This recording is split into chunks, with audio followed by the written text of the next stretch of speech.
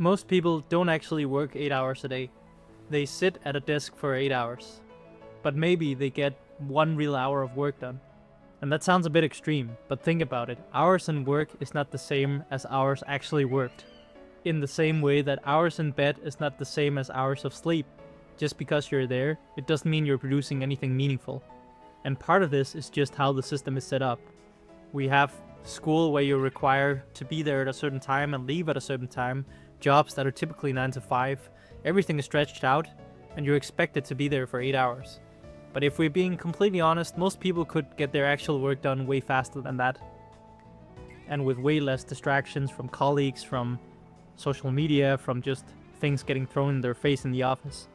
I want you to think about your day. You sit down to work, and then what happens? Do you check your phone? Do you open a couple tabs? Do you respond to a message? Maybe check email? Maybe I'll just take a quick break and get coffee first. And suddenly it's been like 3 hours and you haven't really done anything. Can you relate to this? I definitely can, and I've done this multiple times. I think the really insidious part here is that you feel like you've been working. A lot of people will say, I've been busy all day, I worked like the whole freaking day, I studied for 10 hours. But if you actually break it down, most of that is really low quality effort. The book that really opened up my eyes to this is called Newport's Deep Work, which I think honestly is essential reading. You have to get that book and read it sometimes, whether you listen to it on Audible, you get it on a Kindle, or you get it physically. There are really 2 types of work. You have deep work and you have shallow work. Deep work is focused, without distractions, it's mentally demanding, it actually moves the needle on something you want. Shallow work is emails, messages, admin, switching between tasks and just generally looking busy, which you've probably done a lot if you've worked a 9 to 5 and your boss comes over and you're like, oh shit, let me just find something that looks like the stuff I need to be working on.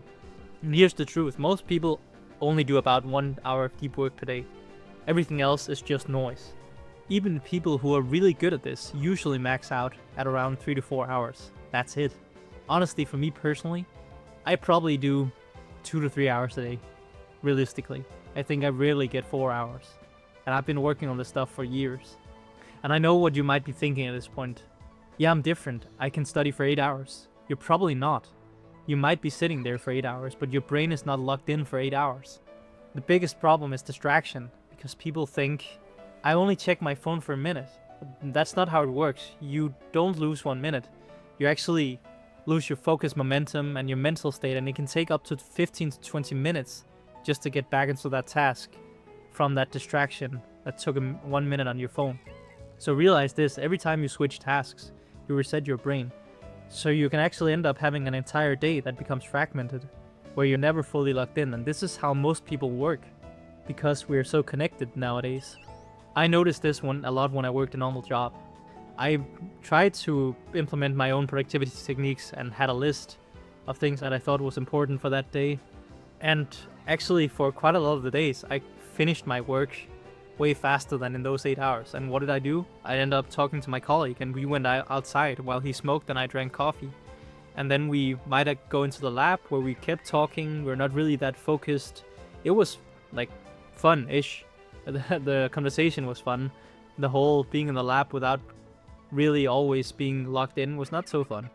So I think if you have the ability to work less but get the same stuff done in less hours, if you're not bound to a 9 to 5 currently, or if you're working from home, you should absolutely strive to get it done in half the time as a starter. I'm pretty sure a lot of you can do that with some practice if you implement the principles of the book Deep Work. And I'd also tack on Essentialism on there, the principle of Essentialism, which is, yeah, this is a bit of a side tangent, but honestly, most people, they are just trying to go into work with the any benefit mindset, which means that if it can potentially benefit me in any way, I will do that task. But that's a problem, because there's a lot of things that will potentially benefit you in some way, but they will also subtract your focus and attention and time. If you identify the main things that will drive your work forward. For my YouTube channel, it's recording videos, and you could also say ideation and scripting, but the actual editing part is something I can outsource to someone else, which I've just done. That leaves me with more clarity on the main tasks for building my YouTube channel, and it protects my deep work here. Let me give you another example. That if you're working a 9 to 5 currently, and let's say you're a copywriter, you need to write sales copy. Deep work would be creating the sales copy. It would not be checking the messages on Microsoft Teams. It would not be refreshing the stats of how well that copy did. It would not be organizing the copywriting files that you have on your computer. It would just be creating. And realize this is a superpower in the modern age. I don't remember when I bought the book Deep Work. It's probably 5 or 6 years ago at this point when I read it the first time. And back then he even mentioned that deep work in today's day and age is a superpower. When you think back to 2020 to right now, how much short form content and social media just have taken over since then. This ability to stay focused and do deep work is even more of a superpower. And there's something that's very interesting if you learn this. You don't have to work a lot if you don't want to. If you do your deep work early, you free up the rest of your day. And instead of doing more fake work, you can do literally whatever you want. I love reading, I love training, I love thinking, I love riding my motorbike. I typically do that stuff in the afternoon because I put in 2 fully focused hours. Right now it's 11 a.m., which I usually work to 9 to 11 a.m. So I'm going a little over time today because I'm so locked in to recording videos right now. This is the second I'm recording today and I'm loving it. I'm just completely in flow. I'm just talking. I have a brief script in front of me, but I'm just actually not thinking much. It's just coming to me and I'm sharing it with you guys. So if you feel really overwhelmed right now, like you can't really focus, you can't really think clearly, you don't have enough time, you probably need to learn how to cultivate deep work. And one benefit I will tell you is that one of the biggest things I advocate on this channel is building something on the side.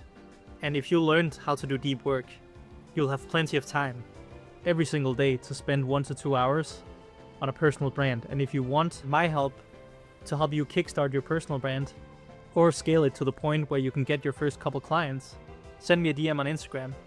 My handle is down in the description. I want to thank you for watching the video up to this point. I'm really grateful for the community I've built so far on this channel and that you guys are interacting with the videos and getting value from them. I hope to see you in the next one.